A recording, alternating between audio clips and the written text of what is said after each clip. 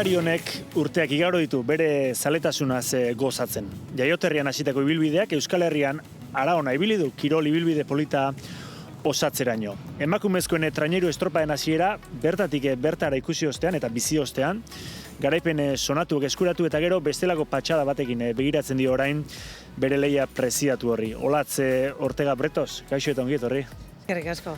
Orotara, 15 bat urte bai Arraunean, nola definituko ezenuke Arraunak zuregan izan duen presentzia? Ni hasieratik egon naiz oso gustora, egia esan ez zait kostatu entrenatzea edo arraun egitea edo ez dut eduki urte txarrik edo usteko gogorik, oso pozik egon naiz, leku ezberdinetan egon naiz eta niri arraunak eman didana dena gauza onak izan dira. 2002an hasi zinen zu Arraunean, udazkenean pentsatzen dut, denboraldi berriari begira, eta 16 bat urteko ibilbidea osatuko zenuen tarte horretan. Hasieran pentsatzen altzen nuen horren besteraino luza zitekeenik zure kirol ibilbidea. Ez. Kirol bate egin nahi nuen edo, probatu nituen beste batzuk, baina ez naiz oso trebea, pilotadun kiroletan edo orokorrean ez naiz oso trebea. Orduan, kirol ezberdina edo probatzeko gogoekin, elkartu ginen hor 5-6 lagun, eta algortan bez ez da oso ezagun Arrauna, orduan ez genuen hor hurbileko jenderik edo, eta hurbildu ginen galdetzera, egun horretan bertan esan zuten, ez egon neskarik algortan. Geratzeko, kaleko arroparekin joan ginen, eta hemen, sartu, eta hortik aurrera, pila bat urte ez nuen espero. Ez genekien iaia ez da zer zen. Arrauna telebistan ikusten genuena, baina mugikorra eta hori ez genuen ezagutzen, eta venga, barrura. Zer dela eta hautatu zenuten Arrauna? Ze olako egoera batean, justu Arraunera joatea, ez da oso ohiko izaten? Bagenituen hor, institutoko edo hurbileko mutil batzuk zeuden eta polita zirudien, azkenean itxasora atera, errekan eta joango gara, ikusiko dugu zer den, ez dakit, kirol ezberdina edo berezia da. Eta niri hasieratik gustatu zitzaidan. Esan duzu emakumeek orduan ez zutela presentziarik algortako elkartean, pentsatzen dut alde horretatik bide irekitzaile izan zinetela. Ez egon neskarik eta ez aurretik ere ez. Orduan, guaz eginen, gero ez da inoiz egon askorik ere ez. Baina beti egon da, 5-6 nesketako taldetsu bat egon da. Ordutik egon da, orduan hori izan zen ere, hori ez genekien esaten gure baina ez dago neskarik, baina egon alko dira, eta Algortan eta oroar Getxo inguruan, esan duzu egian, arraun zaletasuna ez zenuela oso puri-purian ezagutu, baina kontua da, inguru honetan zenbait arraun elkarte ezberdin badaudela, eta horrez gain, hemen inguruan, Ereaga inguruan eta estropa oso sonatuak jokatzen direla. Tradizio handia badago, ikusteko aukera badago arraun hemen.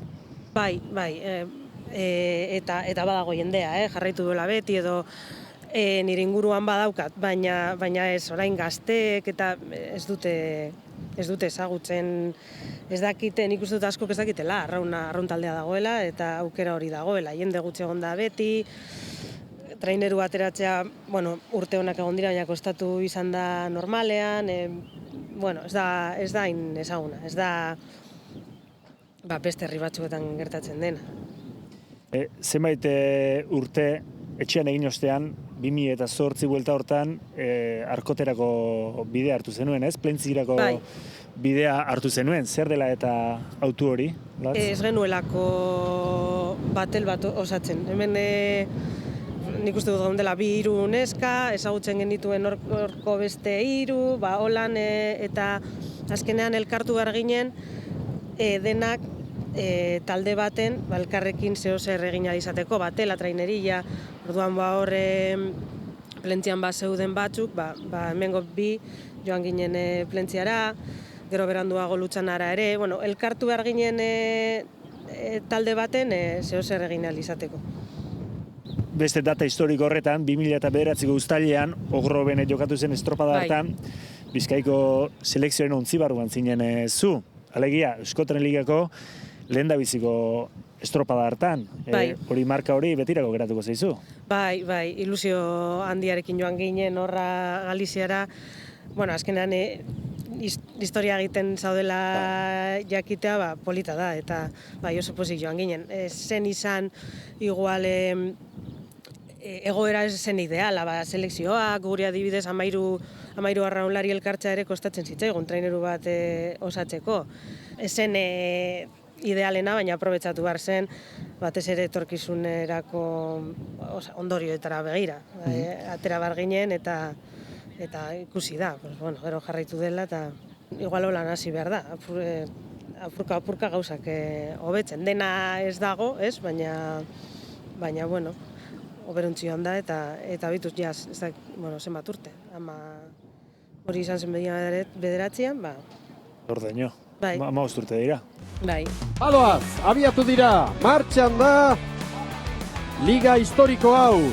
Euskotren Ligaren lehen jardunaldia Galizian Ogorobeko uretan. Hasieran, esan duzu moduan, lurraldekako selekzioak izan ziren antolaketa eredua, eta gero, bakoitzak galtzuen eran, Bizkaitarrek guztion artean ontzi bate osatuta, Gipuzkoarrok txandaka, Galiziak oso ontzi indartsu eduki zuen, bateratzen lan bat egin behar izango zenuten oski, ze bakoitza klub bateko barrunlaria zen. Nola egin zenuten hori, hasiera horietan eta nola entrenatzen zenuten? Zaila zen batzutan 13 arraunlari egotea. Batzutan mesedeak eskatzen genituen igual, honek utzi zuen niaz, baina igual orain datorru da gurekin egotera, hori, esen perfektua dena, baina nik uste dut lehenengo urtean plentzian elkartzen ginela denak, eta hori bakoitza bere arraunketarekin, eta orain ikusten dituzu bideoak eta esaten duzu, zelan joaten ginen, baina, algenuen moduan. Gero bigarren urtean Kaikun elkartu ginen, eta hirugarrenan uste dut Lutxanan. Eta, alzen moduan. Zuk ordurako, bazen eramatzan urte batzuk arraunean, bilakera hori, zuk arlo pertsonalean nola bizitu zenuen? Ikustea, etapaz etapa, aurrera goaz, ari gara bidea egiten, zuk hori nola bizitu zenuen? Niri trainerura igotzea eta traineruko estropak egitea iruditu zitzaidan lomaz. Hori, guk beti ikusi izan ditugu mutilen estropadak traineruetan, eta hori ikustea hor zube bai hor barruan zeundela eta gainera telebistan ematen zuten eta hori nire asko gustatu zitzaidan. Eta niretzat momentu hori oso berezia izan zen. Eta hori 2011an gertatu bazen, gero aurrera begira osatzeko, aurrera begira jarraitzeko, traineruan lehiatzekotan derrigorrean mugitu beharrean aurkitu zinen, ez zenuen beste aukerarik. Bai, gainera orain normalagoa da, edo beti ezagutzen duzu norbait Bizkaitik Gipuzkoara joan dena, baina momentu horretan ezagutzen genuen Castroko neska bat, Natalia, Zumaian zegoela, baina gero zegoen, zen mutiletan bai mugitzen ziren, baina ez genuen ezagutzen, eta orduan Ibaikako entrenatzaileak esan zigunean hori, niri eta beste biri joateko, hasieran ez ginen ausartzen, janora joango gara horraino eta zelan, eta baina, trainerua egin nahi bagenuen, hori zen aukera bakarra eta eskerrak joan ginela. Eta horrek zer pentsatu eman dizu, alegia esan nahi dut, zure zaletasunaz gozatu ahal izateko, etxetik horren beste urrundu beharra, horrek ez dizu agian beste egoera, edo hemengo egoeraren inguruan hausnarketarik eragin? Bai, pena ematen du, eta momentu horretan ezen genuen beste gauzarik egin. Orain badago traineruren bat, Kaiku, Portu, eta pena ematen du Bizkaian beti kostatu izan dela traineru bat ateratzea. Baina momentuan zoaz, eta gero hain gustora zaude, geratzen zarela, bai pentsatzen duzu, igual, itzuli bar naiz hor zehoz ere egin behar dut, hor mugitu behar dut zehoz Bizkaian, baina, klaro, hain gustora zaude, jarraitzen duzula hor, eta pena ematen du, bai, hemengoak. Okerrezpa naiz, Los Pavos lagun joan zineten Ibaikara, nola izan zen hango esperientzia? Esan nahi dut, hango elkartea, gorabidean zegoen elkarte bat zen, zuek kanpotik joan zineten, eta aretak gorago utzi zenuten. Esperientzi hura nola oroitzen duzu? Ibaikan, hasieran heldu ginenan ikasen dituen gauzak izan ziren batez ere, antopatu genuen jendea, nire ustez, oso ona edo umila edo ez zeukaten gauza handirik, ez dakizen bat ergometro zituzten hor 2-3, dena usten zizuten, pisu bat ipini ziguten, eta zeukaten baliabide askorik. Eta zen jende oso ona, hasieratik kiroltasuna edo kirolaren baloreak oso landuta zituztenak, eta horrekin nik uste dut giro ona zeukatela sortzen zutela, eta guri oso ondo zaindu gintuzten hasieratik, eta horrekin lortzen zuten emaitza hobeak edo hobetzen joatea. Nik hori hemen, bueno, ez nuen bizi, hemen zen dena gehiago fizikoki ondo egotea, edo ergometroko frogak, edo gauza horiek landu, eta hori ikusi nuen, bueno, gauza gehiago daude ere, ondo ibiltzeko, eta hori, hemendik joan ginen hasieran 3, gero jende ezberdina joan ginen, eta denak, nik uste dut denak oso pozik egon garela hor Ibaikan. Egia da, Ibaika beti izan da elkarte humil bat, langilea, baina kasik garai hartan zeru aukitzeraino ailegatu zineten, esate baterako, Kontxako bandera, mundu guztiak eskuratu nahi duen sari preziatua oso gertu izan zenuten, 2 segundu eskasetara. Bai, eta egon ziren 3 uda edo 2 uda oso onak, askotan geratzen ginela segundu batera, zentesimetara, ez dakit hori suertea edo ez, baina ez genuen gure alde oso beti hurbil geratzen ginenean, hor itxaroten zeundenean ia zer esaten zuten, beti zen... Ibaikak San Juan Ibar! Zuloan, orain San Juaneko olatua, begira San Juaneko olatua.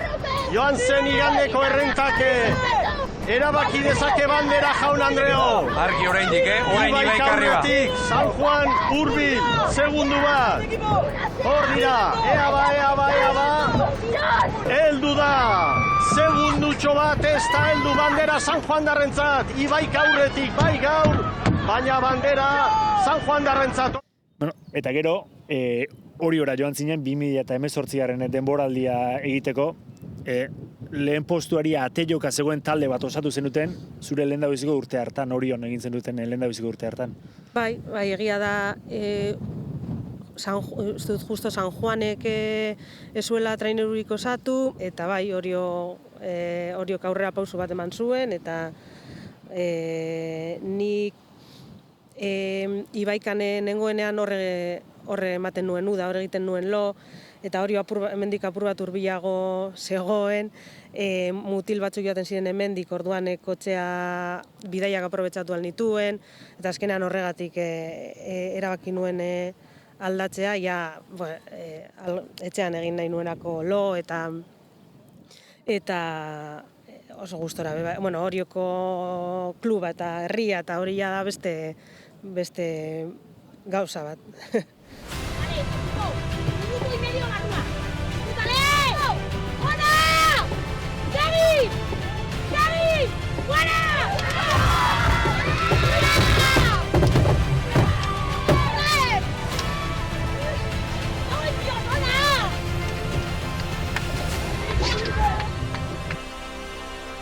Eta 2019an nagusi izan zineten denboraldian, garaipenik sonatuenak eskuratuta, horrek zer esan nahi du zuretzat? Horren beste urte eta gero, hor goi-goian egotea, banderarik estimatuenak irabazteak, kontxa tartean, zer esan nahi du horrek zuretzat?